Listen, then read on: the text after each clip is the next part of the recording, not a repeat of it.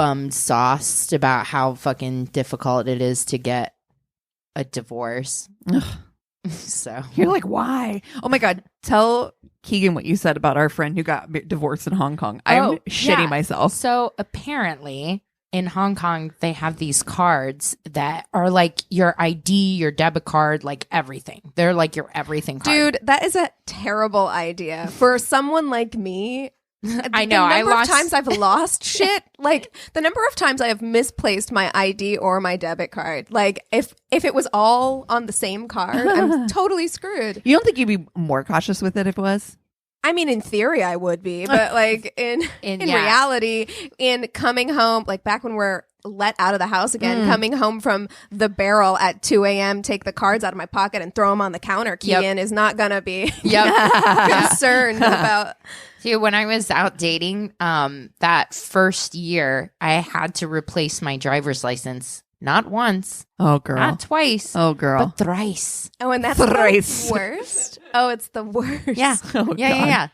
I'm like, I'm here again. I lost my ID again. They know you by now. They're because I travel so much, I obnoxiously check for my ID. Like at an obnoxious level. Like places where I'm like, I didn't even take my ID out. Why are you checking? I'm like OCD about my like identity, like my passport and my, just because I'm like, I can't get on a plane. I can't go to work. Yeah. If I don't have these things. So I'm like constantly like, where is it? Where is it? Where is it? Is there a worse feeling when you misplace something like that and you cannot find it and you start getting like really frustrated passport about it? Yeah, any of that. Dude. Like even my debit card, if I can't find it and I'm like, I need it, and now I'm thinking about like, oh fuck, I'm gonna have to like, go through the whole rigmarole of ordering a new one. I'm gonna not be able to spend any money because no one carries cash anymore for the next week until my new one comes in. You know, like, what, are you gonna go to the bank?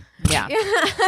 Well, my bank is in Springfield. That's what I'm saying. Yeah, like I you have a anywhere. hometown bank. It's not like you can just run to the street, you know. Oh God. So anyways, you take these everything cards and you go to the courthouse and there's like a machine there. Like a kiosk. Like a kiosk or Divorce whatever. kiosk. You put your cards in the kiosk, you select divorce, it charges both your cards for it, and then you're done. I mean, I feel like that's kind of how it should be. Yeah, honestly. especially if you don't have kids or joint property or whatever. It's a completely amicable divorce. You guys are like, we're just taking out what we came in with. You know what I mean? And that's it. I can show you because that is my case. So I can look up my case online to see all of the documents filed. Jesus. Girl, scroll. The amount of fucking documents that I've had to fill out and 4 times go to the courthouse to deal with. Ridiculous. It's ridiculous. For why? And then now I need to sit and wait for it to get mailed back to me because apparently I messed up somewhere. And there's they don't tell you online or whatever. They just say it's rejected. I really don't understand why it's so difficult. Like, honestly, what's the reasoning behind it? Like, because surely there is one, right? Like, there's surely a reasoning. It's gotta be like the puritanical thing of like, you know, the sanctity of marriage or whatever. Jump through as many hoops as possible. But also, you're filing in California. I feel like that shit is so routine. Right. Yeah. I feel like it should be incredibly easy in cases like mine. But I get it. There's got to be, you know, people that have taken advantage of that or whatever. How? So, and I'm just like, okay. Yeah, I don't know, man. I don't get it. Like, so many of these rules, sometimes it's hard to believe we live in 2020, you know? Like, I was watching a TikTok that this woman made about wanting to get her tubes tied, basically. Like, she was like, oh yeah, and she's like, she's like, I was 27, I had 4 kids already, I was married, I went in and I was like, look, I'm done, I don't want any kids anymore. And the doctor was like, it's your husband here, you need to make another appointment. So she made another appointment, brought her husband.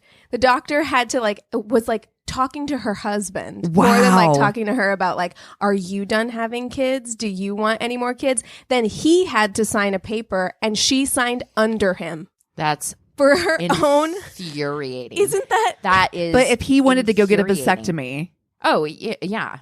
I never had to do anything when Chris went and got a vasectomy. I didn't have to do anything. Like, he just it's his body, his choice. Oh, of course. I mean, and if he didn't want to have any more children, that's fine. Exactly. Wow. Yeah, isn't that crazy? We live in we live in the 21st century. Yeah, you guys. Wow. We put a man on the moon. Yeah. Oh, apparently. Oh my god. That part's not real. And yeah, we still Kubrick put a man on the moon. It's infuriating that like literally I probably forgot to sign one place or put a date Didn't fill in wrong the right or bubble. something. Oh my God. Yeah. And all this paper is getting sent back to me. I'm just like, this is so So fuck the dumb. planet, am I right? You know, just So dumb. so and stupid. you have to make triplicate. You have to make all these copies. So I'm just like, my divorce stack is crazy. I get 12 inches very deep. anxious around too much paper nowadays Mhm. because everything is like digital. Anytime like I have too many stacks of paper things, Oh, God. I start to get like anxious. If I get 2 days worth of mail on our thing in the front and like our little where the mail lands, my armpits are sweating right now thinking it's about weird. it. We're not meant. Look, our generation is not set up to be dealing with No. stacks of paper, loose paper everywhere. yeah, snail I'm mail. gonna And misplace stop it. sending junk snail mail. Are we not past that yet? Like seriously. No, I don't want your new credit card. If I wanted a new credit card, I would go online. Or even oh my god, I had the hardest time paying my insurance bill because like I've paid it before online, but you have to have the paper bill in order to go online because they give you a new little code with every statement. You're like, bitch, I'm trying to pay you. Yeah, I'm trying to give you money. Why are you honey? making this what hard? the hell? Yeah. So it took me fucking forever, but that's another thing where I'm like, can I not opt out of receiving paper statements? Can you not send me an Is email? this your car insurance? This is my health insurance. Oh, girl. See, I got that Oscar shit, and it was an automatic withdrawal, and it was like just taken care of. I mean, and it was that's what my so brother easy. has, It and was he super loves easy. it. Oscar's great. I Yeah. can set High up, recommend. I can set up an automatic withdrawal, and I should, but I have weird anxiety around automatic withdrawals because I'm like, what if for whatever reason, you know, like there's not money in there. There always is, but Sure. like for what if, you know? Yeah, and yeah, so yeah. then I get like nervous. Yeah. And so I always want to pay. I think that's my mom and me. I had to get over that too. Like that is for sure my mom. My mom still writes paper checks. I mean, like my mom is she's like, I gotta see it come in and go out, and like I mean, Anthony just still what- balances his checkbook. Of course he does. Yeah. Like sets Okay, Mom. aside time. My mom Chris and dad, had to get me out of this. Yeah, they do Yeah. checks. They do the balancing the checkbook. It's cute. painful to watch. It is. actually. Always leads to some sort of pissing match. This is the Capricorn in you, though, girl, because Chris is the same way. He's like, why the fuck? Like, on so many things. Like, he's always like, why aren't you digital on this blah, blah, blah, blah thing? Yeah. And I'm like, I don't just know. doesn't make- He's had to walk me out of so many, like, paper things that now I am Keegan, where I'm like, paper stresses me out. Yeah. But Yes. it took a turn. Like, I had to be walked there. It's also just wasteful. Like I thought Yeah. about that. I'm like, all the shit that I get sent for my health insurance. I got something today and I was like, the amount of crap you guys send me. And I'm like, how much paper is being wasted? And yes, I recycle it, but still. Girl, is this because I swear to God, they Look, the I'm worst. not trying to put anybody on blast. Yeah, you can on bleep this that. podcast. but- you can bleep But that. yes, but yes. girl, I knew. It was a mistake. They're the fucking worst. I'm sorry. It was a mistake. I think that I had such an issue with them specifically because I traveled so much, and when I had them, it was like I'm traveling to tons of states that don't have the That's right. specific. That happened to me. Yeah, and it makes everything so much more difficult. And I'm like, what if I'm in like Oklahoma and blah blah Shit out of blah? luck. And you You'd be SOL. getting a big ass bill. I know. man. It's so. oh god, insurance in this country. Here we go. I went honestly, like I feel like the oldest person on earth. I know. Like I'm like old man shouts at cloud level now because Yes. I was like having a full on conversation with Anthony. I like paused whatever we were watching to like rail against the healthcare system Oh, in this girl. country. I'm like, it's Easy to do. fucking ridiculous. Like, yeah. Oh yeah, we had to pause the television show moment last night, but it was just because I was like a bottle deep in white wine and decided to argue vehemently about simulation theory. Wow. And in which Eric was probably just nodding his head the whole time. Yeah, pretty much. I just wanted him to acknowledge that it was possible. I don't even really believe in it. It was just really important for me, for him to say that it was possible. Christina. Oh yeah, and and we were watching the Heaven's Gate. Oh cult Lord, Oh, have dear. mercy, so I have girl. to imagine that something in that triggered Shook that something loose. conversation. Yeah, it did. But I was like upset all day, and then Oh, he it just made was a- me hot chicken sandwiches, and Oh, bless I his drank heart. some wine, and then Look, I There was we thinking go. about this when I was in the shower today for some stupid reason. I was thinking about like my early relationship with Chris, like early on. And it does kind of remind me a little bit of you and Eric in ways that like it reminds right. I was just reminded for some obscure reason, like just popped into my head, like how many times I tried to sabotage that relationship. Like how asinine and bullshit I was in the first year of our relationship. Like how we're still together is just because, bless his heart, Chris, because honestly, he was just like, you're not going to get out of this by that dumb shit because I can see through it. yeah, Like he just was like, he was just like willing to put up with my dumb, crazy shit because he's just like, nah, I see what's going on here. And Yeah. this has literally nothing to do with our relationship, which is going to be amazing Yeah. if you just let it if happen. it just no, I was legit sobbing like all Yeah. day, like face hurt sobbing, Oh. like peeling, like it was bad because I still had on like apparently some like retinol for the night before, and then I no. started With the crying, salty tears. Ooh, sting, shit. yeah, Burning. Yeah. burning my face. Been there. Your skin looks amazing, by the way. Thank you. Can I be honest? Like your skin looks really good. It's work. There is still some pop outs, but it's improving, not quickly, and it's costly. Curology is No joke. expensive, Yeah. but it seems to be working. All that so. shit is expensive. Girl. Man. yeah. What do you think of that peel I gave you? I It's really good. liked it, That's yeah. a good one. I like that one too. I think it the did- rose peel. I think, not that one, but the other one. Oh, yeah. The vitamin C one. I think it did cause me to like have a few breakouts, but it's standard that like, okay, sometimes it's purging, like it's worse before Sure. it gets better. You know what I'm saying? Mhm. But I did really like it. Yeah. Mm-hmm. Okay, speaking of a weird thing, and I just have to get this out so I don't forget to do it, and you can completely cut this if you want to, but Okay. we ordered Instacart and we got all our Instacart food, but we Oh. also got 4 big fucking Oh, things of yes. jicama. Yes. Would Eric like any jicama? No, Hickman's Nobody wants gross. jicama. No one. What am I going to do with this? Did I already talk about this on the podcast? No. No, we were here Oh, that's last week. I mean, I don't know what to do. Decorate them like jack-o'-lanterns? I don't know. Make Christmas jicama? They're even like they're pointless. And I know that there's going to be somebody What am I listening gonna who do loves with jicama this? because for some reason It's jicama, a very big vegetarian thing. yeah, I guess. jicama had like a weird like resurgence the way that kale did almost, but it's a pointless vegetable. It tastes weird. It's hard. It's too hard to carve Yeah. into a jack-o'-lantern. Yeah. How are you Right. gonna? Yeah. Yeah, no, it's 13 years know what? later. if you're listening to this, write a review with your favorite jicama recipe. Please do. Please. Yes. Let We- us know because apparently like we don't know. Yeah. Maybe we're sleeping on jicama. Maybe we Yeah. are. Maybe there's like a way to spice it up or something. Maybe there's a Because it real is- strong jicama community out You there. know what? I will say this for jicama. I will say this in defense of jicama.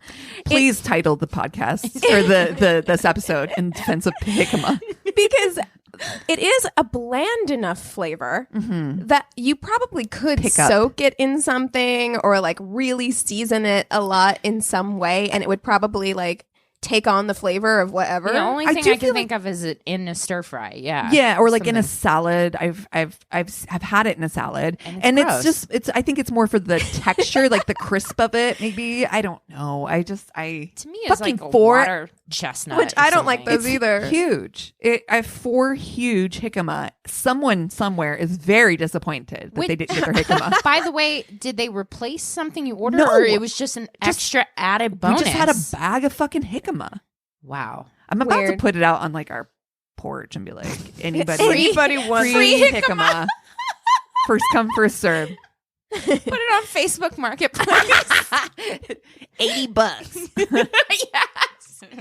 High price jicama. Oh my god. Oh man. But speaking of leaving reviews, that is the best Christmas gift you could give to us this season, or holiday gift that you could give to us this season, would be a nice review. We got a couple of really nice reviews over the last like couple of months. And first of all, they make my day. And secondly, as a business, they are kind of like the best thing that you can do for us. So if you love us, please feel free to leave a review. People. Yeah. And awesome. The podcast you're listening to is My Worst Date. I'm Christina. I'm Keegan. I'm Cassie. And Christina, you've like taken that over. Like, it used to be me. I used to be the one who was like, but now it's like, it's a you thing. And I like it. I'm not mad. I'm here for it.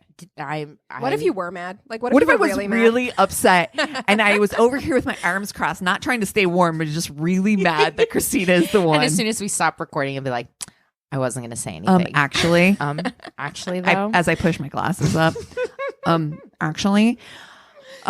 where are we in December? Because I know that we pre-recorded a few episodes. So where are we at? This will be the one that is coming out on the 16th. Okay. So we're not quite Christmas. Yes. Not quite Christmas yet. Pre-Christmas. Yes. Got it.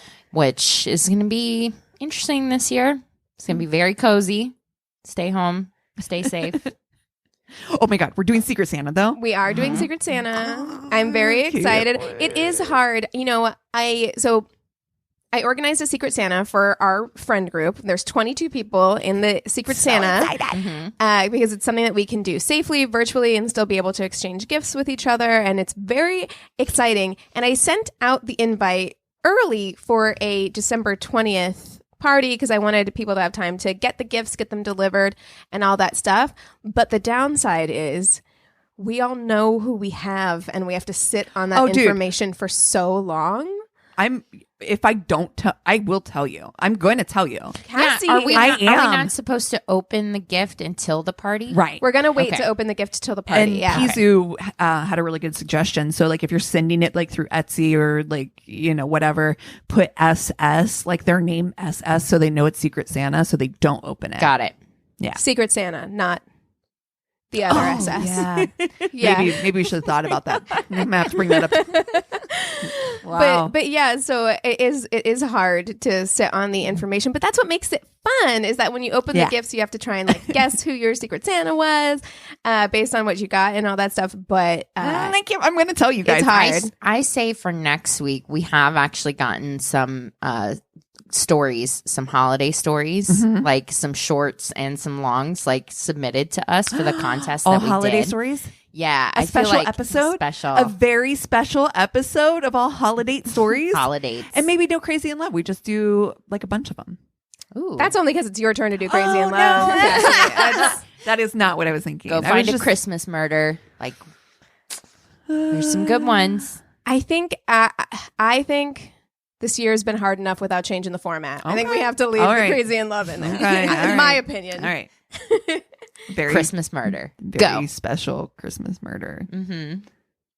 Or, you know, it doesn't have to be a murder. No, it's fine. They're not always I don't feel stressed murders. or pressured at all. This is fine. I know. Yeah. I'm like wondering. I think I have a list in my book. I'll have to look at them because last year I did Peterson. Right. Which is the one that I think of immediately. Christmas. Yeah, right. Exactly. Right. But I think there's a list of like other ones. I'll look. So I'll find something. Okay. There's one that I can think of actually. Oh, what is it? So I'll tell you off. Oh, off mic. Off mic. Yeah. Mm-hmm. So it's a surprise if you decide to go that route. So what should we do for Fuck, Marry, Kill this week? Let's see. You know, I'm going to save what I was watching for the end, but it did get me thinking. We have done directors once in the past, but we've only done them once, and there's so many. Did we? I know that. Didn't we? I'm certain I did Tarantino. Yes. Of course. Right? Mm-hmm. Did we? Yeah. Okay. Yeah, I'm pretty sure. Who did we do? The only one I can think of is Tarantino. I think we did Tarantino films. Oh. Or Tarantino characters. We did. I don't know that we done directors. Okay. Because I don't think we did him specifically, now that I think about it. God, yeah. Now that I think about it, I don't think we did either. Because I feel like we would have had a lot to say. We have strong opinions at this table. Yeah. Yeah. I mean, I do love Tarantino, but... Yeah. Okay, directors. I like this idea. I like Okay. this idea. No, I like it. Okay. I would pick Jon Favreau. You bitch. That's a good one. I know what he looks like, Mm-hmm. which Helpful. I think there's only like 2 directors that I would be able to really. George describe. Clooney directs now, doesn't he? I'm just kidding. We already hey, did him. I know. I am going to pick Tim Burton. Oh, Okay. okay. Good. This is tough. It But is. I'm gonna go with an Old Spice. I'm gonna go Steven Spielberg. Okay, a classic. Yeah. A classic. I Okay. love him. Okay. Okay. Okay. Okay. Okay. All right. Ooh, this is hard. Mhm. Ooh. It is hard. I think I know. I think. Okay, you go first, son. I think I know. Okay. Go ahead. I'm going to marry Steven Spielberg. Good Okay. call. Good call. I feel like he's classic storyteller, just like And a good guy. and a good guy. Yeah. Yeah. They I'm have like what 50 adopted kids or some nonsense. Does he? A lot. Yeah. Yeah. It's And awesome. I think that there's something about, his films that make me think like there's just like warmth there. Yes. He feels warm. He feels safe. But also would be really interesting. Could tell Yeah. a good story. So Oh, man. it's fine.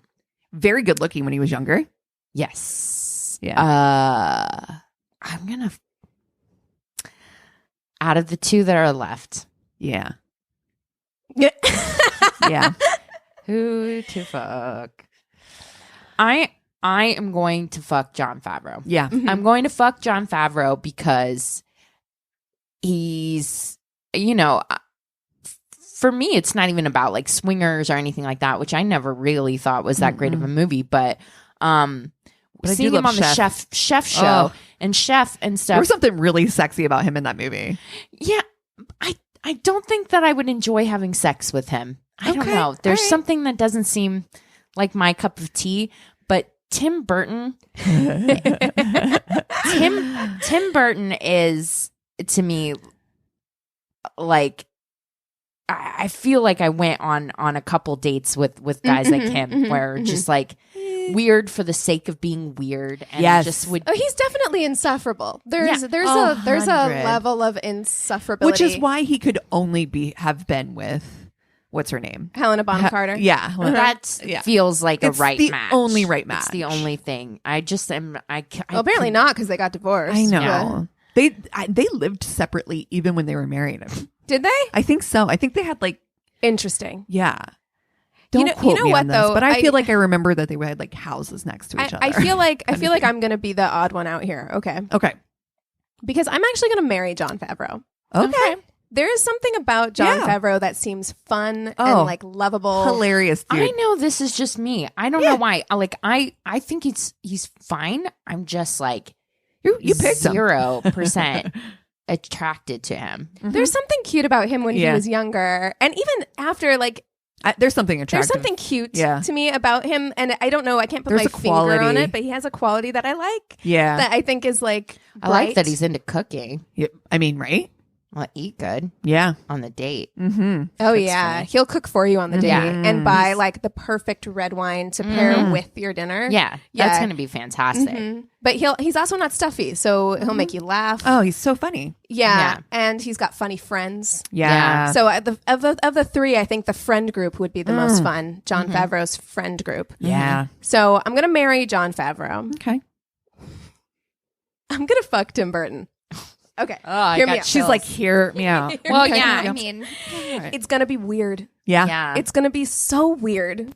It's gonna be an experience that I feel like one time it's not gonna be good. I don't Right. think. Yeah. Like it's not the same way you feel about Tom York, but kind of where Right. I'm like, Mhm.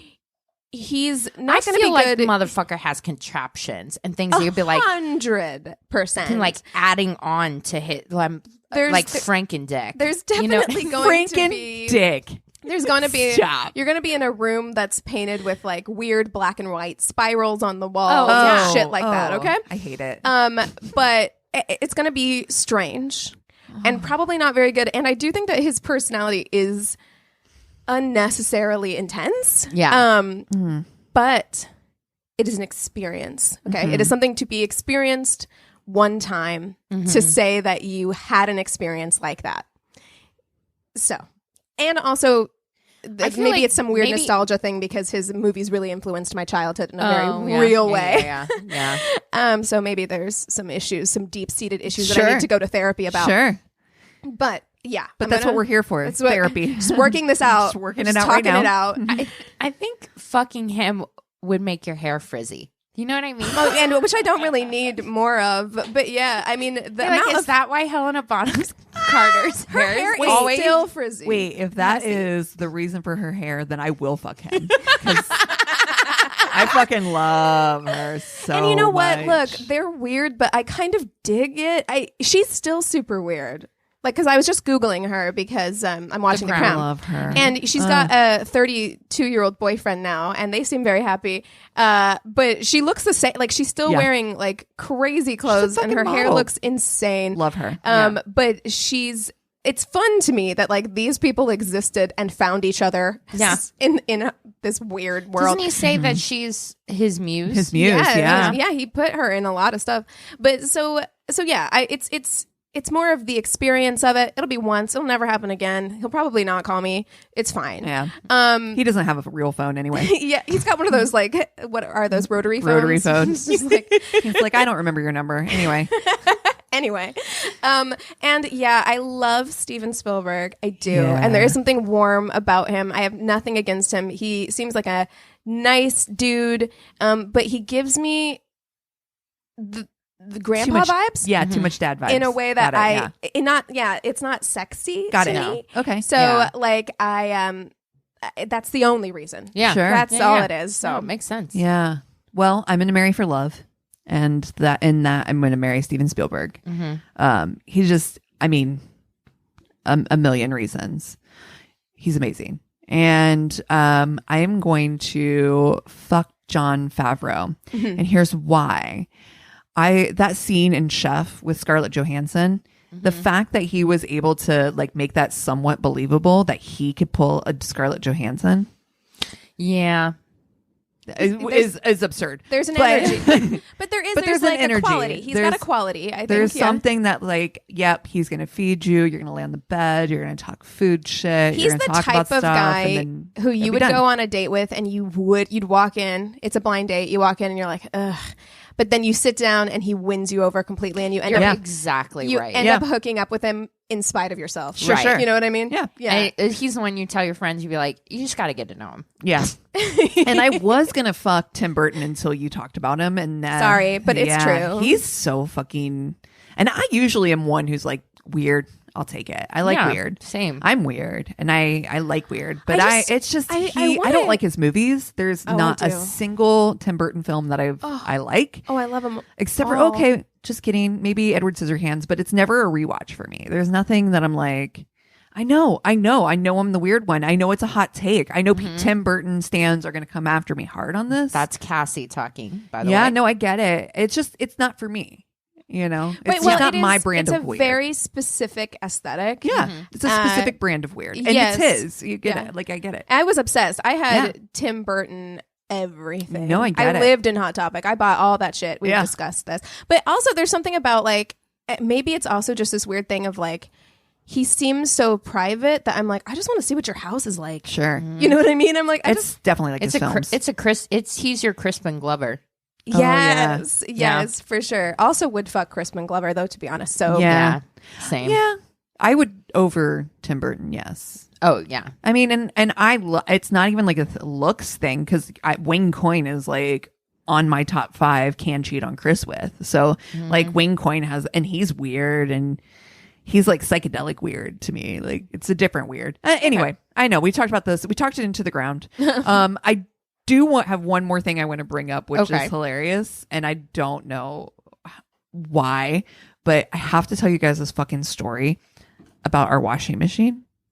Okay.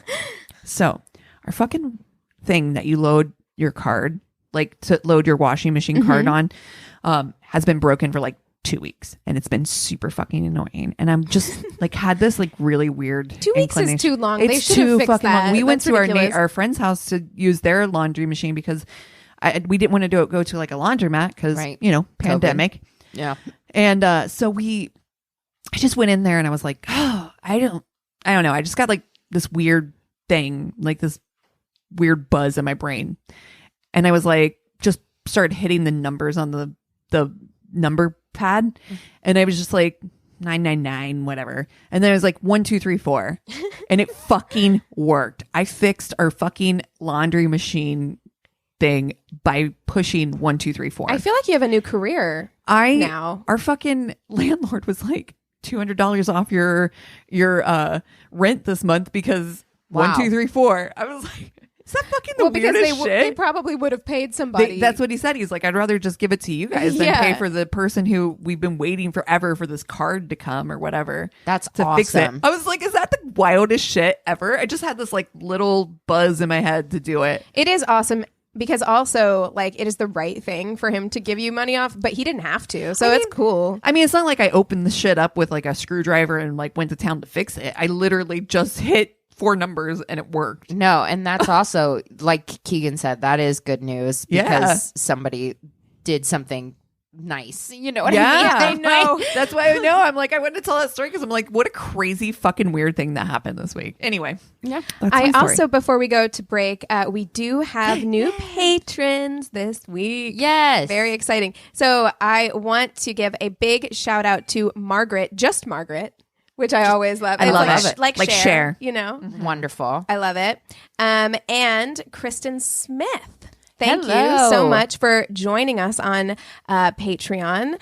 Your rewards will be coming very, very soon. And we do have, I hope you guys all enjoyed our review of the Bud Light seltzers. It was Yes. fun to make. And we also have a bonus Crazy in Love movie coming for you soon. So look out for that. Yeah, we got Twilight this month and Happiest Season coming out. So, yeah, join us. And, you get lots of cool stuff. If you join at levels, you'll get merch. It's Christmas season, so treat yourself. And, yeah, you guys want to take 5 and we'll come back with stories? Sounds Yes. good. Cool. And we're back. Okay, so this story is a little bit unusual for us. Okay. Because she asks for advice at the end. And I know we're not an advice podcast. # not an advice podcast. But I just thought it would be interesting to talk about it anyway. Oh, good. Okay. Okay. I'm a 22-year-old female and matched with a 31-year-old male on Tinder. I knew he had kids, which didn't bother me, but I didn't think anything of it, which I should have. Yeah, Okay. you should have, but you're 22. So. Yeah. He is a cop, and one night he sent me a video of himself on duty, and I got a glimpse of his last name on his uniform. Look, this is the thing as well. She's 22. She knows how to use the internet. So you can't be sending shit like that with your personal deets. Yeah. I did some snooping and found his social media pages, and I also found his ex's profile as well. They had just gotten family photos done, and she posted them on her pages. I noticed he was still wearing his wedding ring. Well, that same night, he decided he was going to come meet me at 11 p.m. Remind you that I live 1.5 hours away from each other. Yeah, after he tells his wife that he's got to work late. Yeah. That's not his ex. Yeah, and also, like, he's dating a 22-year-old because you're like, you can come over at midnight, and, like, it's okay. Because I'm like, nowadays, you're hitting me up at 11 p.m. with a you up text, and you have to drive an hour and a half? No. My guy. No, thank you. Nah. Sir. No, you guys heard, like, it was like Wednesday nights at 10 was like the date time when I was dating. It was ridiculous. My bonnet is on. Okay. I've already done my whole skincare routine. Yep. We're done. We're done for the evening. I ended up confronting him about my findings, and he said that he and his ex are super close and want a healthy co-parenting relationship for their kids. Okay, Gwyneth Paltrow. No. And even they don't get family pictures done together. Come on. He encouraged me to reach out to his ex that night and would ask, dude, also, if it was your husband and his side piece called you at 12, If Nah. it was my AM? ex-husband and his new chick or whatever, I'm Anybody. like, don't call me. I've got kids. Why are you trying to wake me up right now? Excuse you. Anyway, He encouraged me to reach out to his ex that night and would ask if I talked to her every time we would FaceTime or call each other. We end up hooking up and he drives home around 2 a.m. At 6 a.m. the same morning, he sends me pictures of his kids eating breakfast, which made me question a lot of things. Yeah. About 2 weeks go by. We only talk to each other while he's working, which made me very suspicious. But I end up going to his place after he got off work, which was around 6 a.m. I noticed he had a picture of his ex hanging up in the house and asked why he still kept pictures up. At this moment, he told me they are still married. Shocker. Shocking. Yeah. I Also, what are you doing, like, texting your 22-year-old girlfriend when you're supposed to be protecting and serving? Yes. So, I don't like that. Just wasting the taxpayers' money. I left around 2 p.m. He made sure I got home safely, but other than that, I didn't hear from him for the rest of the day. I go on social media to see if either of them updated pictures together or anything, and I was blocked on both their accounts. Interesting. He maybe sent me... This is the weirdest part for me. After this, she's blocked, right? He maybe sent me 3 videos of his kids after that, but no actual conversation would take place. That's Isn't bizarre. that bonkers? That's so fucking Who weird. does that? That's so weird. Like, That's really I don't- weird. here's some pictures and videos of my children. Oh, no. No. Absolutely strange. fucking not. Very strange. He kept unadding me and re-adding me on Snapchat. He hasn't added me back on Snapchat, nor have we texted in about 2 months. I even talked to my mother about this and told her everything, asking for some advice, and she said I shouldn't reach out to his wife and to just drop the situation before someone went crazy on me. She Yep. watches Dateline, if you can't tell, as do Yep. we. Yeah. No, I'm saying, like, Run. just, just be done I with it. agree, because that is her question. But I'm just wondering if I should have reached out to his wife, and also just looking for different perspectives on the situation in general. Look, if it had continued, then I would say, like, maybe, I guess, if you want to, but, like, it's over. So Yeah. He's there's- not contacting you. It's, like, blocked and stuff. it's and been just, 2 months. Like, why reopen yeah. the situation? Like, it's not Is she your business. asking to, like, contact the wife because they hooked up and she thinks they're still together and that he cheated on her? Like, is she asking, like... I think that's what she's asking. I think she's saying, like, I don't think that the wife knows that her husband's on Tinder and running around doing this stuff. And should I tell her? Ooh, that's actually a question. It is. It's a hard question. I mean, I'm inclined, because so much time has passed, Yeah. To let it go. to let it go. But at the same time, like, would you want someone to tell you?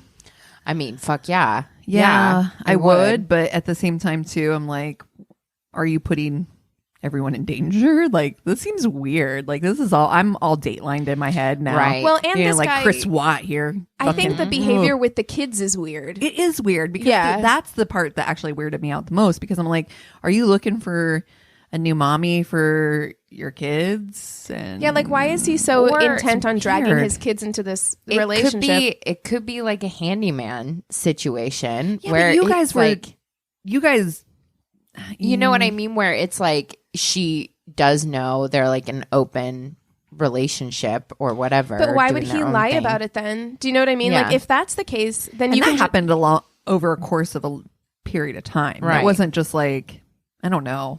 Yeah, I feel like if it was an open relationship, he could have just said that and said, Exactly. like, hey, yeah, my wife and I have an Right. arrangement. Like, you know, You can call her and check or whatever. right? Yeah, go ahead and call her and, like, check, because that's also weird that he would tell her to call his wife Yeah. and ask, and then block her from doing so on both accounts. It kind of felt like here's what I think. It might not be weird. He was probably, it was like after midnight. He's over there. He's like, just call her and check. And she's probably like, no, it's late. And he's like, well, you can call her tomorrow. Like, just yeah, I so don't he care. could get his dick wet that night. Yeah. Knowing that she's not going to fucking Do it. do it. Yeah. Or whatever.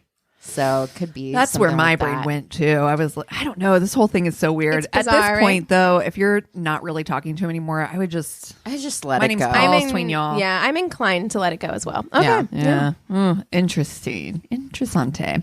I got my story from Reddit. And this is titled "My Worst Pre-COVID Date Story." I think we have to say that now. Like you just got to like clarify, right? Last year, I accepted a guy's invitation to go out for sushi. He arrived at the restaurant before me, and I immediately felt weirded out that he went and sat himself down first, and he didn't bother coming out to greet me. He basically just told me to come inside and gave me directions where I could find him, which I couldn't do even after asking the staff for help. After walking around the restaurant some more, I finally found him, only because I finally noticed him staring at me. He didn't bother waving me over. That's weird. I know. Or even stand up to come get me. Basically just watched me walk around like a buffoon the whole time and didn't say or do anything. I don't know why that's so funny It to is me. Just like the weird. idea that he's like watching her struggle. It's Like, oh man, that's Like the worst. sipping Chardonnay. Just like This bitch is my date, and I'm just going to watch her do this. I tried to keep an open mind, but the date only continued to go downhill from there. 1, he had a normal conversation with me for a few minutes, then became completely immersed into his phone. So fucking annoying. oh, that's hella rude. It's so rude. Why am I here? I'm still caught up on the whole being lost thing. So I get a little bit irrationally mad Yes. at being lost. Oh, I do too. It's I the do same too. thing Like- we were just talking about when you misplace you're something and you frustrated. can't find it. It's Because it's frustrating. So Yes. why would you want to start off a day like we're already starting off on a bad foot, my man? Because I am upset and Yeah. anxious. Yeah, So now I don't I'm like being annoyed. lost. And then you're Yeah. upset and anxious in front of other people, strangers, which is also very frustrating. Yes. Like an extra layer of anxiety, you know? Yeah. He would not respond or respond curtly when I tried to start another conversation. When asked, Why are we here? Are we not Thank you. here to converse and get to know each other? Why Is are this we here? a date? Why am I here? I just walk away. Right? When asked if we wanted one or separate checks, and without asking or even giving me a chance to answer, he told them separate checks. I didn't expect him to pay for me, but I just didn't know how I didn't like how he forced the situation. I was essentially like the guest because he invited me out and felt that he should have had the courtesy at least to ask if I was okay paying half. I was also mad because he just spent an entire meal ignoring me. So the gesture made me feel even more like chopped liver. This is a waste of money, time, makeup. Everything. Well, and listen, like I went on plenty of dates where you meet the person in person and there's no physical chemistry. Sure. That's fine. But you you don't don't sit have in to your be a fucking asshole about it Right. and make somebody feel like shit. That's terrible. Yeah. If that's what he was doing, like fuck him. That's an awful thing to do to somebody. Honestly. To save the date, I asked if he wanted to walk around the city, doing some window shopping. He said yes. We left the restaurant together, but then he immediately got into an Uber waiting for him outside the restaurant and left me standing dumbfounded on the sidewalk. To top it off, when I got back home, he messaged me asking if I wanted to come over that night. I blocked him. You motherfucker. Can the audacity. I know. Yeah, sure. Let's go walk around. Bye. What?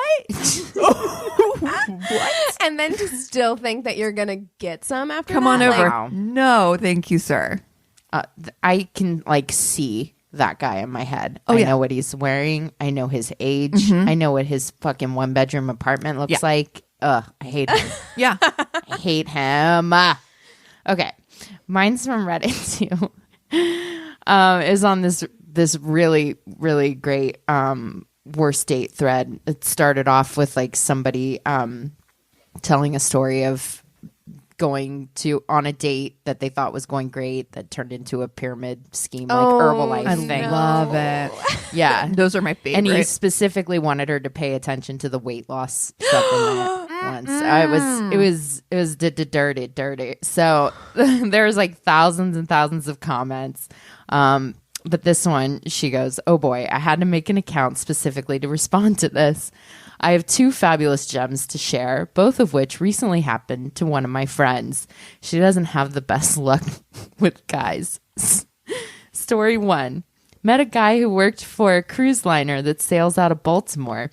He was a friend of a friend, sort of. So they met a few times here and there, and eventually he asked her out. When he picked her up, he asked if she wanted a tour of one of the cruise ships, thinking that would be a cool thing to do before they went to dinner. She agreed. It is a cool thing to do, Yeah. but I have a feeling. He took her on a tour of the staff living quarters and then proceeded to tell her that their dinner date was going to be on board the ship. He fed her the employee meal with his coworkers, which on that particular night happened to be fish sticks. No. What? Oh my god. I don't know why I Some think that's Vandecamp. Oh my god. Oh my god. He sat her down for like a kindergarten meal. No. Like they oh no. I can't think of a least sexy. No. You know what? I can. Yeah, I think- if they served you that like rectangular pizza with the little mini pepperonis Wait, on those it are so good. that you get Those are so good. But fish sticks. Fish sticks. Then he took her to his room, sat on the bed, and said, "So we're gonna fuck now?" Excuse me? We now refer to him strictly as fish sticks whenever the story goes. Oh my god. no! What in the fuck? Story 2. After recovering from fish sticks, she was reintroduced to her friend's boyfriend's best friend. When she had met him before, he had a girlfriend, but was now single and was very interested in my friend. He asked her out. She accepted. And about an hour before they were supposed to go, he canceled, saying that he had a situation to deal with, but rescheduled for the next week. Is your situation a wife? Thinking nothing of it, they went out for drinks as planned. The date was great. They got along well, but he kept getting phone calls and texts that he ignored that he said were from his crazy ex-girlfriend who wouldn't leave him alone. But he told her he hadn't spoken to his ex in a long time, so she again thought nothing of it. They were pretty drunk when they left, so they took a cab back to his place. Upon arrival, the first words out of his mouth were, "Oh shit." Oh no. When she looked out her window, there was his ex sitting on the front steps waiting for him. When they got out, he told her to wait and he would take care of it. He walked up to his door and went inside with his ex. No explanation, just casually shut the door behind him.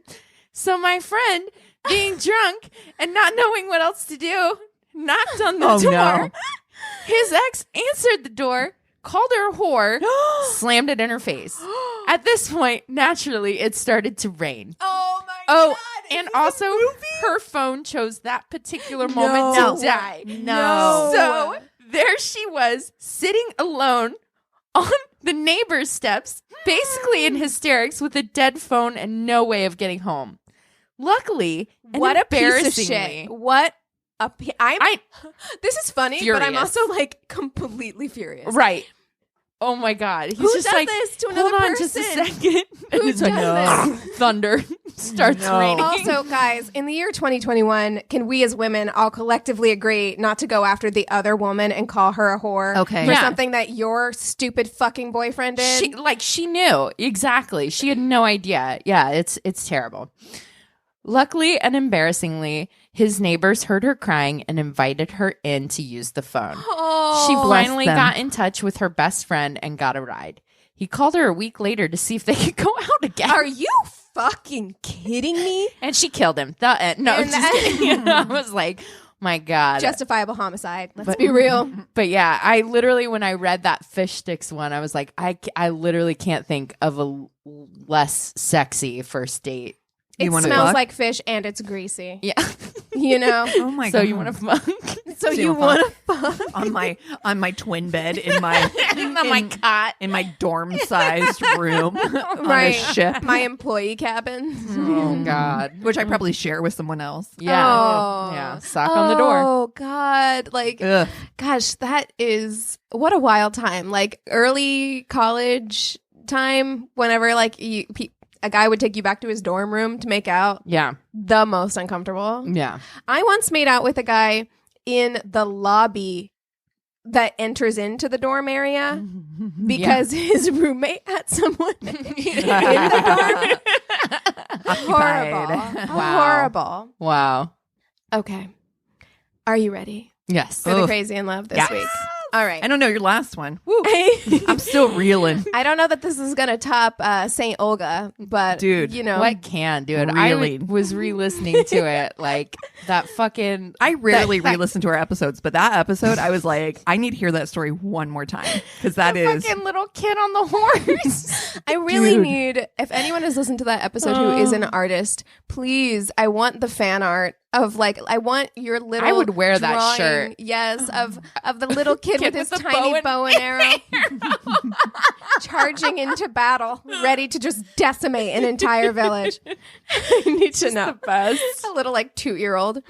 Okay. Anyway, this isn't that. So, so today we are going to talk about the giggling granny, Ooh. the lonely hearts killer, Yes. Yeah, Oh, I know this one. story. Yeah. Yay. Lady Bluebeard herself, Nannie Doss. All Nice. right.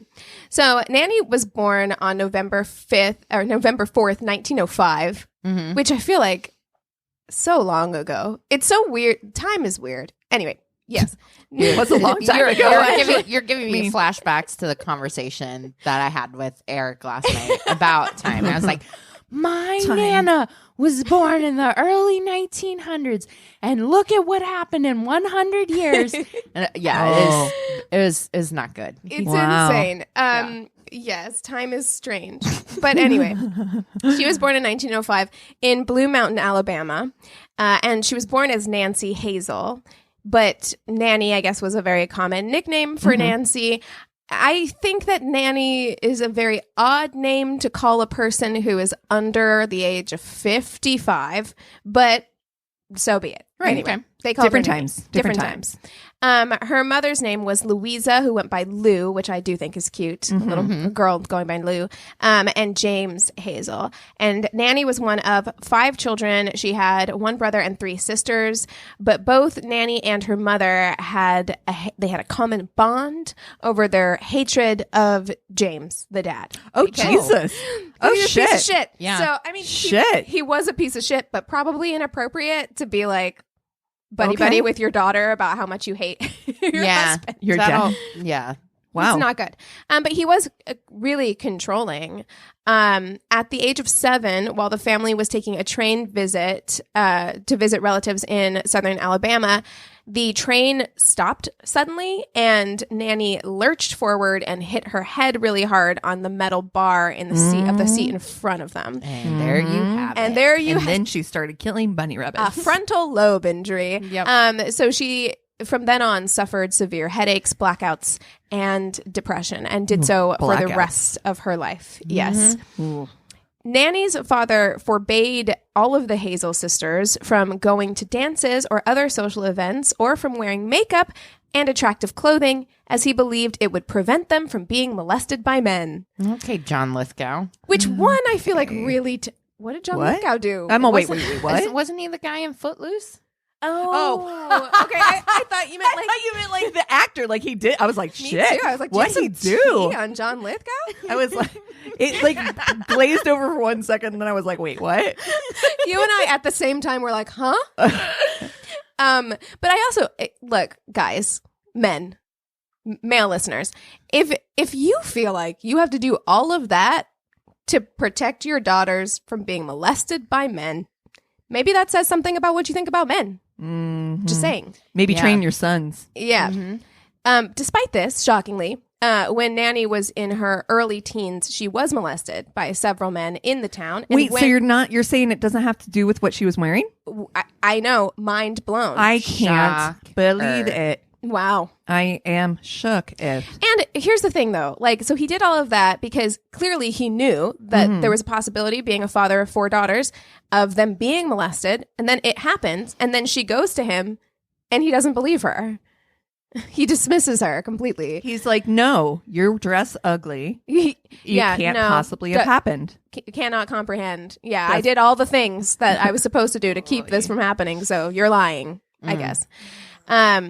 Also, he was so controlling. He didn't believe in schooling, especially for the girls, but all of the siblings were not permitted to go to school because her father expected everyone to stay home and help out on the farm. So she didn't really have much of an education to speak of. She taught herself to read using her mother's romance magazines and novels, and spent a lot of her time really dreaming about her romantic future. Can relate. I did the same thing, with Jane Austen and Bronte sisters novels, just toxic fantasy. Just daydreaming away. Yeah, As she got older, she took to reading the Lonely Hearts columns of the newspapers for fun. And she became somewhat obsessed with this idea of romance. And some people speculate that she used romance as an escape from the mistreatment that she suffered from men in her life, which makes sense to me. You think about your Prince Charming and things are going to be better. Yep. By 1923, her father was pushing for her to get married. And so, at the age of 16, after just 4 months of dating, Nannie marries a boy named Charlie Braggs. Now, Charlie is an only child to a single mother who insisted on continuing to live with him after he was married. Oh, that sounds fun. Yeah. Wow, woo-wee wow. Yeah. His mother was super protective and controlling, and she did not like Nannie very much. I think we all know this type, right? No one is good enough for my precious little prince. Oh, God. I mean, Charlie I really love my son, but there is definitely someone out Some there boundaries. Yeah. Gotta set up Someone some take boundaries. him. And Nannie says that her mother-in-law basically controlled every aspect of her life within the household, which is no fun. So between 1923 and 1927, which is a short period of time, Nannie gives birth to 4 daughters. That's 4 years. 4 years, 4 daughters, age 16 when she first starts. Hate this life. Yes. Already. It's terrible. I hate this life. She hates it too. She becomes extremely stressed. Don't blame her. Unhappy. I'm surprised that they were allowed to have sex. I mean, Oh, that's so... that might be why they were forced to get married. Who knows? But she's super unhappy in this marriage. Of course she is. It sounds like hell. And so she starts drinking and smoking heavily. Yeah. And both Relatable. I mean, I was, okay, again, the deep... I'm happy and do both. sidebar on the deep, crown rabbit hole I've been down. I was watching a YouTube video about Princess Margaret, and they were trying to highlight how, out of control and unhappy she was. And they were like, she started drinking vodka at noon. And I was like, oh. Blink, blink, blink. Oh, no. The other thing that I learned that's kind of cool from The Crown is that apparently if you work at Buckingham Palace, there's little gin stations. Wait, you get what? free. You can drink for free on the job. Wait, I need this job. Yeah, the Queen has gin stations all over Buckingham Palace. I mean, God bless the Perfect. Queen, am I Yeah. right? And she drinks several mixed drinks a And good day. for They her. all So- do. I mean, look, I mean, the Queen actually has a job to do, but everybody else kind of doesn't have a job. They're all just living off her. they're just kicking it. They're living off the taxpayers. So they're just kicking it, drinking scotch all day. All right. But yeah, apparently one of the staffers got really fucked up on the free gin one day, and the Queen just stepped over him. He didn't get fired or whatever, but she's just like, lightweight. Honestly, she's like, I've built up a strong gin tolerance. Yeah. Anyway, enough about those super rich people. Let's go back to Nannie's The just polar distressing opposite. life. But anyway, so she starts drinking and smoking heavily, and both she and Charlie start having affairs outside of the marriage. And Charlie would often disappear for days on end, leaving Nannie and the girls alone with his mother. I hate it. Really shitty. Thanks, I hate it. In 1927, the 2 middle daughters, who were just months apart in age, both die mysteriously from food poisoning. So Charlie described that he left for work in the morning and the kids seemed fine. But then he came home to find them both dead on the floor. Oh, Jesus. Wow. You page me at work. Yeah. You call me. you Also- don't just let me come home. Yeah. What's going on? And that the grandmother didn't do anything about it? I don't, you don't Where call is- somebody. Where's everybody? You don't Yeah, pick, Where's the adults in this you house? don't pick the kids up off the floor. You don't do What's anything. happening? Yeah. Anyway, Nannie said that not long after they had their meal, they experienced convulsions and then just died. Okay.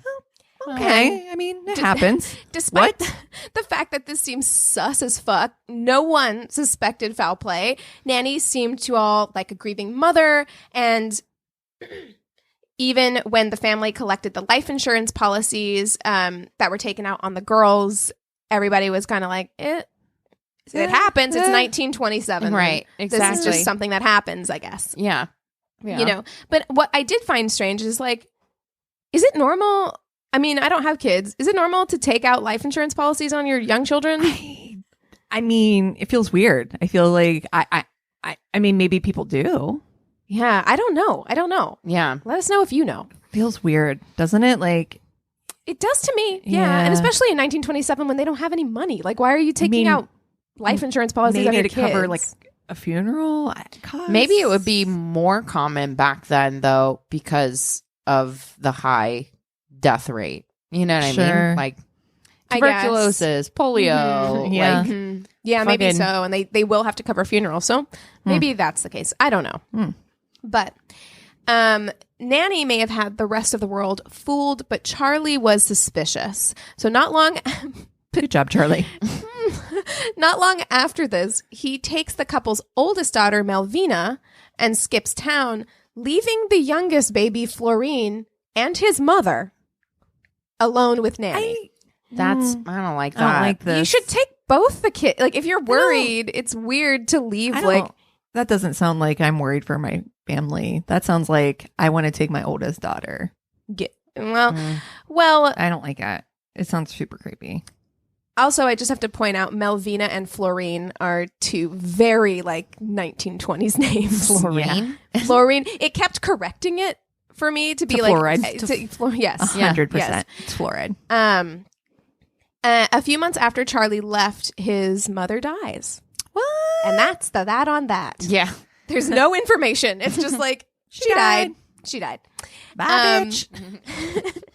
Which, yeah, you can imagine. She waited a month. Nannie just snapped. Like, she's just like, I can't be with this woman anymore.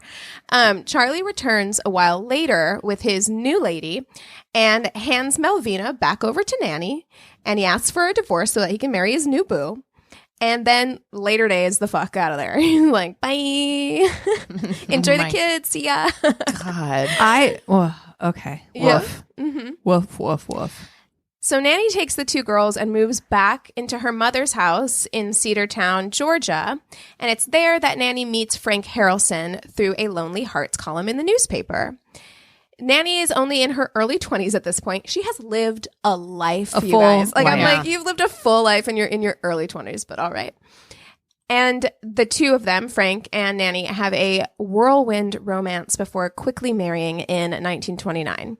So Frank moves in with Nannie and the girls, and almost immediately after he moves in, Nannie realizes that Frank is a raging alcoholic. Oh, fun. Oh, good times. Triggering. Mm-hmm. Yeah. And is in a huge amount of debt. He's constantly getting into fights. He's in and out of jail and just, an all-around gem.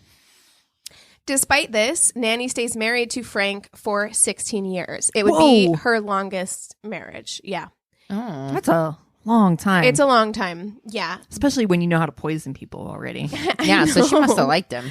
There was something, clearly, yeah.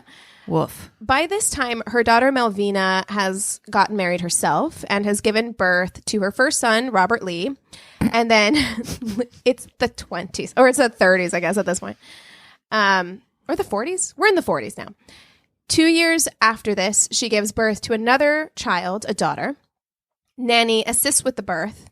And the labor is extremely difficult. It kind of sounds like she gave birth at home, possibly, but I'm not sure. But Nannie was very involved in the delivery, yeah. Mm-hmm. And by the time... I didn't know she was a nurse or a doctor. Look, that's weird. I really just picture olden times as basically like anything goes. The doctor was probably drunk anyway. It's fine. She's like, where's the gin? Yeah, for real. By the end of it, Melvina is all drugged up on ether. She's barely awake. She's drifting in and out of consciousness. And as she's drifting in and out, she sees her mother sitting next to her, holding her daughter.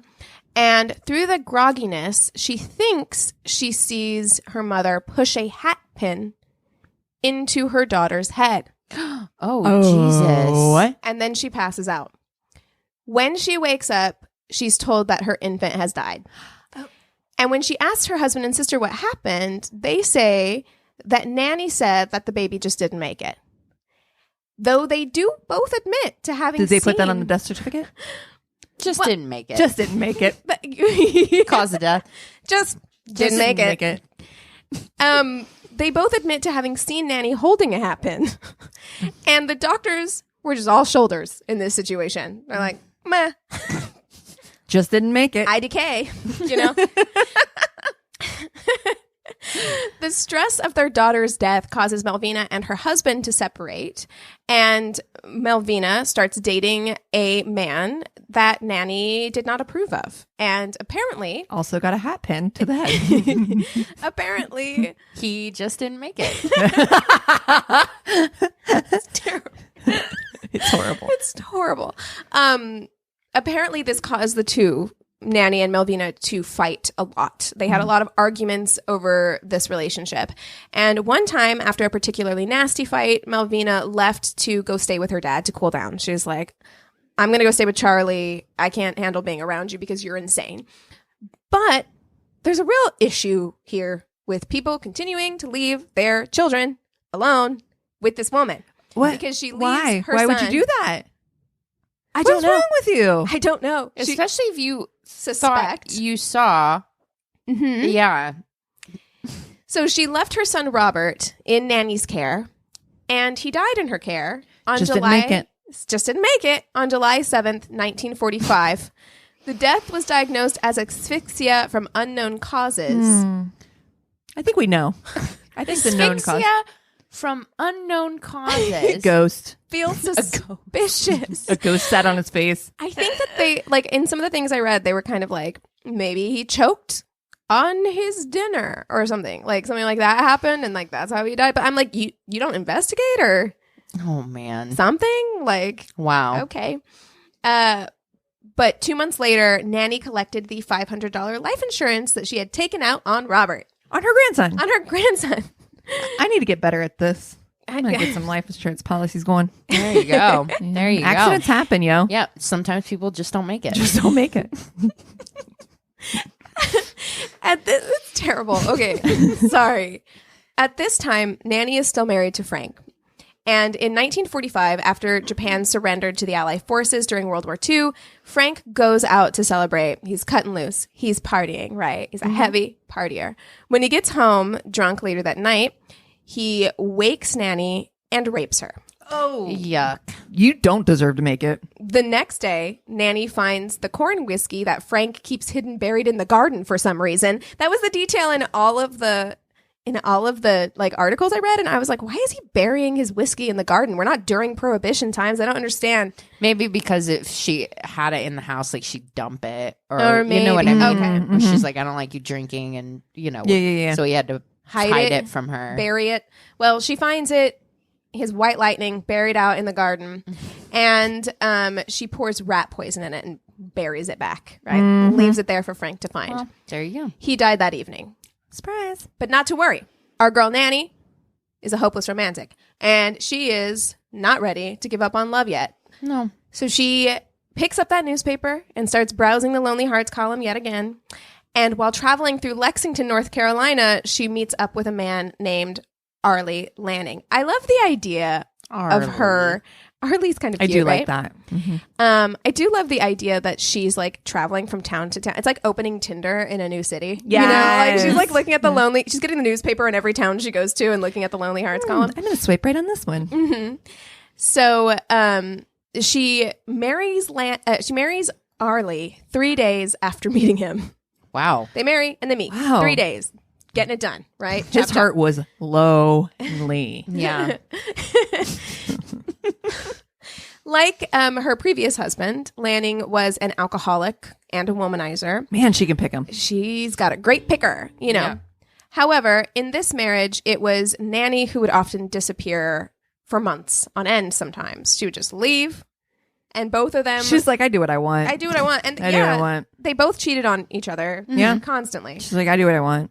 But when she was home, she played the doting housewife. She was an avid churchgoer. She was close to the minister and his family. She really was this kind of idyllic, perfect 1950s housewife. It said that other women in the town, this is the most like 1950s, like, oh God, thing.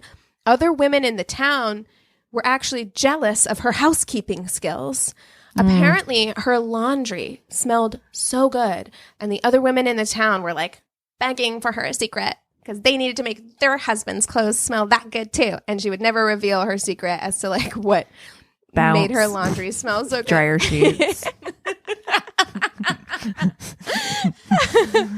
I can only wish that one day people are like, I'm just so jealous of your housekeeping skills. Yeah, no one's gonna say that to me. Never, me either. Oh my God, and which is so funny because the three of us are not messy. No, we're not messy, but I was brushing my teeth, and I have this like I have this mirror, and I was brushing my teeth, and I was like looking, and like the top part of the mirror, because I never look up there, there's just like a thin coating of dust. Yeah. You know what I mean? Like I'm just like, oh, look at that. Yeah. My mirror's kind of small, so I do it around the edges. Yeah. I mean, I feel like a good housekeeper. But you feel like a real be. tile. Yours is high.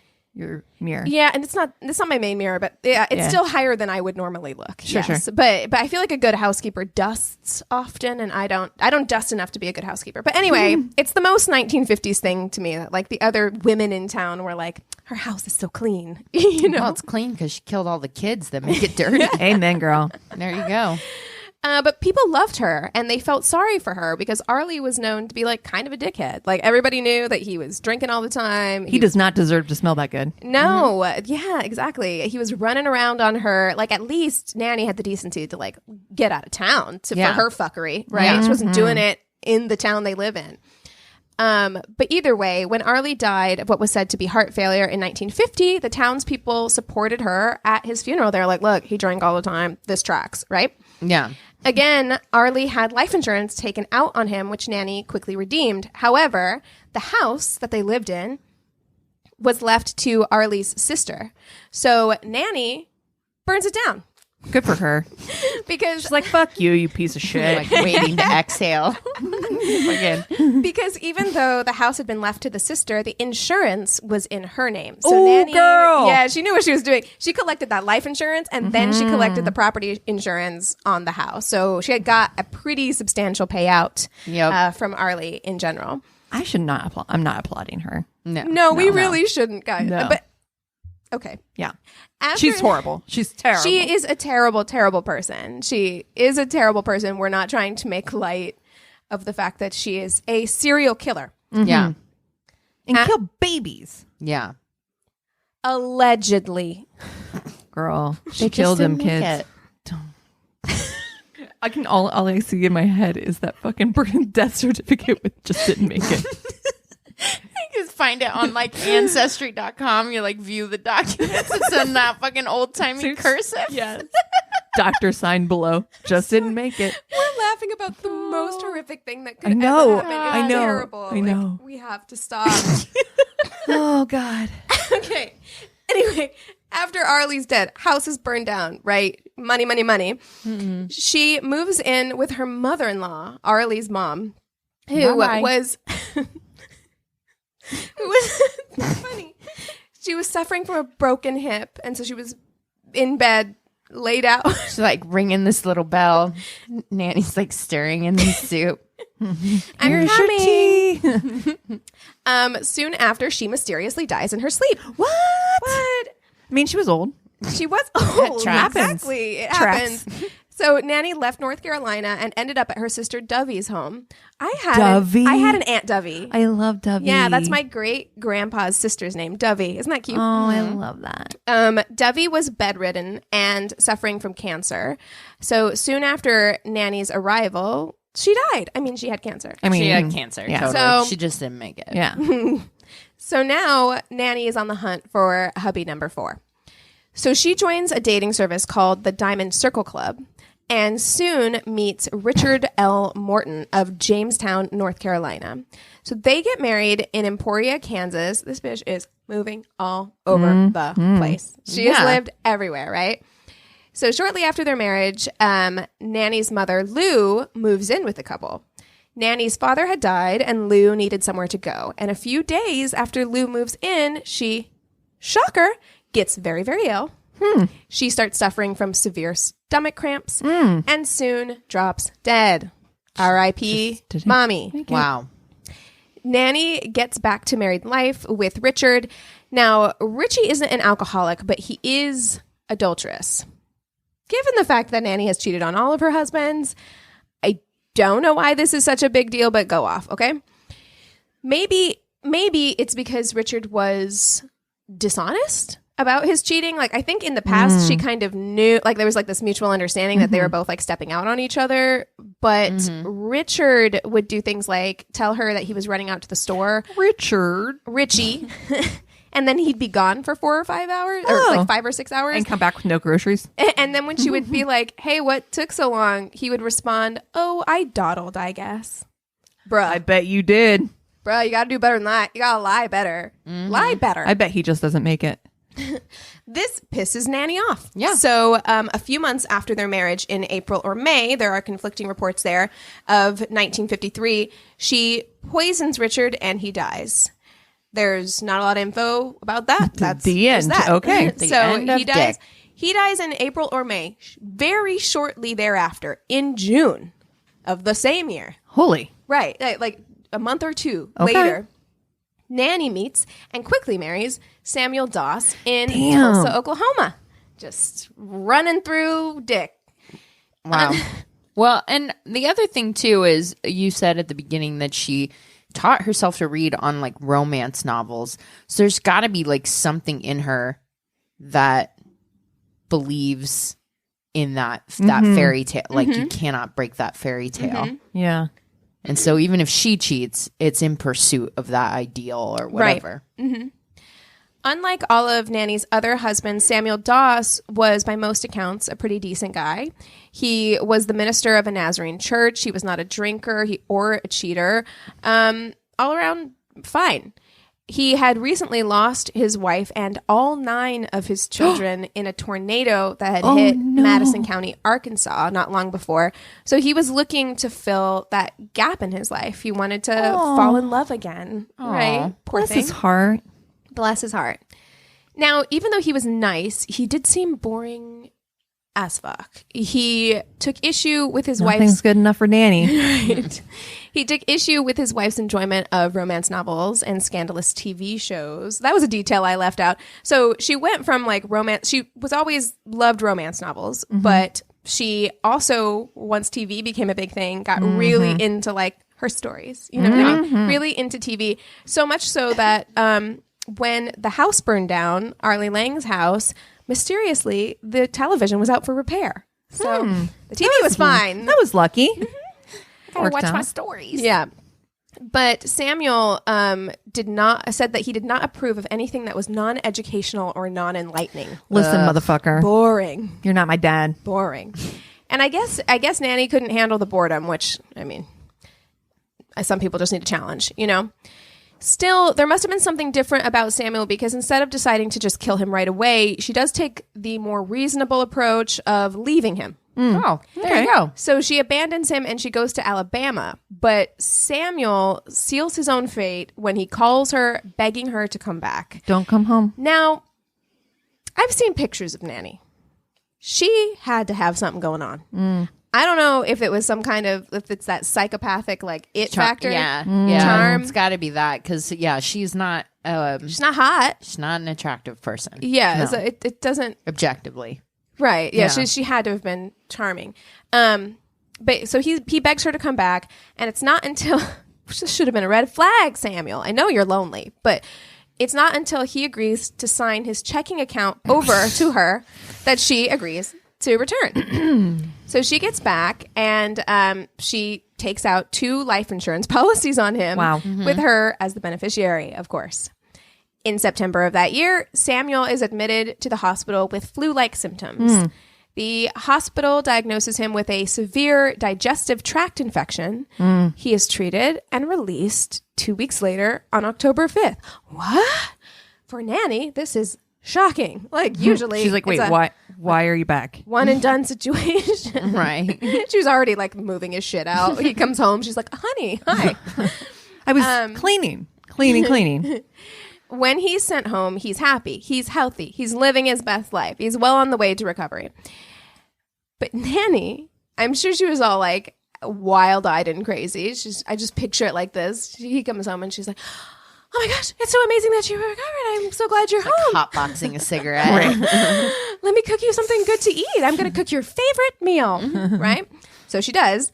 And she laces it with arsenic. Like a lot of arsenic. Because she's like, it did not work last time. Yeah, she's you're like, going this time. Got to be a little heavy-handed here. He comes in the hospital. They're like, God damn, Smells like almonds. Smells like marzipan up in this bitch. He died several hours later on October 12th, 1954. Nannie rushed to kill him because she wanted to collect those life insurance policies. But the rush alerted the doctors because they were like, he was here yesterday and he was fine. Yeah. He made sure he's healthy. That's why he was discharged. So this is weird that he would die this suddenly. So, of course, they ordered an autopsy. And it didn't take long for the medical examiner to determine his cause of death because he had enough arsenic in his system to kill 40 horses. Wow. Holy shit. How much arsenic is that? That's a lot. And how do you get someone to eat that? Because I feel like you would taste it at that point, right? Yeah. It's like, I love almond cookies. Nom, nom, nom, nom, nom. They promptly arrested Nannie, and when they took her, they promptly arrest Nannie, and when they look into her past, they see that 4 out of 5 of her husbands had died mysteriously, and suddenly, while they were married to her. Nannie is, and you know, I can kind of understand how this got lost because she was moving from state to state, right? She was Hard using to track. different insurance companies, Of course, every time. So it was understandable that in this time period, people would have not known, you know. Yeah. She's interrogated, and at first she refuses to speak, and she says, my conscience is clear. I married these men because I loved them. She's interviewed all night, and she doesn't say a thing, but as soon as news of her arrest spreads, people from all over start coming out with stories about her. Oh, shit. Again, you know, you'd think that people would have noticed this pattern, but they were different people in different towns. And now they're all coming out and being like, hey, this happened to her daughters. This happened to her grandkids. This happened to, you know. So now that she was in the news, it became clear that, like, hey, people around her tend to die. Yeah. Nannie still refused to speak until police bribed her with the promise of getting her a romance novel that she could keep in her cell. Wow. As soon as they gave her... That is quite the bargain. Yeah, and after that, she started talking pretty quickly after that. She confesses to the murders of 8 people. Her 4 husbands, Frank Harrelson, Arlie Lanning, Richard Morton, and Samuel Doss, as well as her mother, her sister Dovey, her grandson Robert, and her mother-in-law from the marriage with Arlie Lanning. She never confesses to the murder of her 2 daughters or her newborn granddaughter, but I mean, Probably. come on. Yeah. Nobody's that unlucky. She's weirdly smiley and charming throughout the police interviews and in most pictures you see, which is why she gets the commonly used nickname, the giggling granny. They actually said police were very disconcerted with her demeanor. It seemed like she didn't understand the severity of her actions. She would laugh, like, when she was talking about these Doing things. what she was And when you look at pictures, almost all of them she's smiling in almost every picture that you see, even after her arrest. It's weird. She mentioned that her love of romance novels contributed to her actions, saying they gave her an unrealistic expectation of men. She said to the police, quote, "That's about it. I was searching for the perfect mate, the real romance of life." Well, there you go. I mean, wow. Yeah. So at the time of Nannie's arrest, she had a 6th husband lined up and ready to go. A man in North Carolina who had... He's all like, she must have had something because a man in North Carolina had fallen for her already. She was already sending him baked goods in the mail. And he Don't eat those. Don't eat them. Don't do it. But he was like in the letters, he was like begging her to meet IRL. So Damn. Granny got it. Granny got it. The state of Oklahoma centered its case on only Samuel Doss and not the other murders. She pled guilty on May 17th, 1955, and was sentenced to life imprisonment. The state did not pursue the death penalty due to her sex. Because she was a woman, they were not going to pursue the death penalty. Even though she's a serial killer. Right. Highly dangerous. Showed no remorse. She was never charged with the other deaths and reportedly remained happy and cheerful in prison throughout the remainder of her life until she died of leukemia in the hospital ward in 1965, 10 years later. So Wow. There you have it. there you have it. Wow. Yoinks. She fit a lot in 60 years. No shit. She really did. Yeah, like actually, I didn't even think of it That's like a that. full life. Yeah. That's like 3 lives. And she stayed married to one man for 16 years. So Yeah. I'm like, wow, Yeah. really made up for lost time after that, huh? Damn. Yeah, that was a good one. Hmm. Whew. The day. What are you guys watching? Oh, well, I did watch Happiest Season, which I am excited to talk to you guys about for our Patreon. So if you want to hear our thoughts on that, join us over on Patreon. But I also watched, and it's funny that you chose Jon Favreau. I chose Tim Burton because last night I watched the Movies That Made Us Holiday Edition. Oh, yeah. So there are 2 episodes. One is Elf, which was directed by Jon Favreau. Nice. And the other was Nightmare Before Christmas. Yeah. So I love those episodes. I loved Elf. Yeah, that show has been on for a while with just other movies that made us. Yeah. And I just think Like it's really Toys That Made Us. yeah, it's just cute. interesting to see what goes into it and see how like I love Elf and it was like almost not made and all of those things. Oh, wow. Okay, I got to watch it. Yeah, so I really enjoyed it. Really, other than that, I've just been binging The Crown, so nothing new to report. Yeah. Yeah, for me, we tried to watch the Heaven's Gate cult thing last night, but things got out of hand. So I really want to watch that.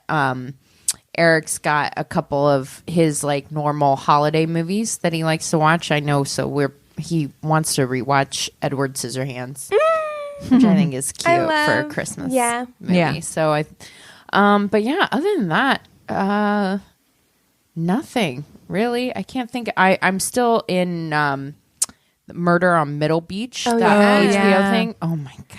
Okay, That last episode I watched is a fucking Bernanzers. Okay. It's so good. All right, I'll get back to You it. guys Because have I to only watched the watch- first episode and was kind of like, meh. You have to watch The Undoing. You have to do it. Oh, I finished yeah. it. Okay. Oh, it's good. It's only 6 episodes. All right. Okay. Yeah. I have I'll watch some. it. Well, I've been back into my crocheting mode. So I crocheted a stocking for Chris, which I was up until 1:30 last night doing because It looks great. dude, I put it together the way like this pattern showed, and it looked crazy. Like it was just not. I don't know. So I had to like fucking unstitch the shit and put it back together in a way that made sense, and it does. It turned out good. I like it. But that's been my thing. I've been crocheting and watching shows. So I watched all 3 of the Dan Brown movies. Da Vinci Code. Oh my god. Why are you doing this to yourself? Know. It's like last because I weekend. don't have to pay attention. So it's just ambient, right? So it's Okay, stuff fair. I've seen before and it's just background and I'm not having to pay attention to it. So I just watched all 3 of those fucking movies back to back as I was putting together crocheting a stocking. That's what Eric's So. been doing. He's been rewatching all of the Marvel movies in like their order. chronology in time. You know what I Yeah. mean? Like the time Yeah. periods that they go through. I'm like, why? This is the time of year for that though. Like Yeah. I feel like this is when people do that. Like we watched Star Wars last year. Like I feel like it's the time of year when Yeah. there's like a series. Yeah. that you I did kinda all 3 wanna- Bourne movies. I did Yeah. all 3 the stupid fucking Twilight movies, which Yeah. was 4 movies, but Well, yeah. it gets dark so early. Yeah. You know? And honestly, right now, like there's Shit zero else to do. things to do. Dude, it is excruciating. Like every horrible. night Anthony and I are like, well, what now? Yeah. Like every night because it's just like we've played Everything. every game in our house. Yep. I'm so tired of watching TV. Yeah. I'm like, what else do we do? Yeah. Exactly. I don't know. We hopefully only have a couple more months of this. We're fine. I'm fine. Everything's fine. Everything's fine. I've also been rewatching Medium. I actually, by rewatching, I've never watched Medium I liked before. Medium. Yeah, I started Yeah. watching Medium. Yeah. So I'm Patricia kind of binging. Arquette. Yeah. Yeah. Who I love her. But she is so mean to her husband on that show. I remember that. I'm She like, is. he's kind of a saint and you're kind of horrible to him. Yeah. I don't I don't remember love that. that.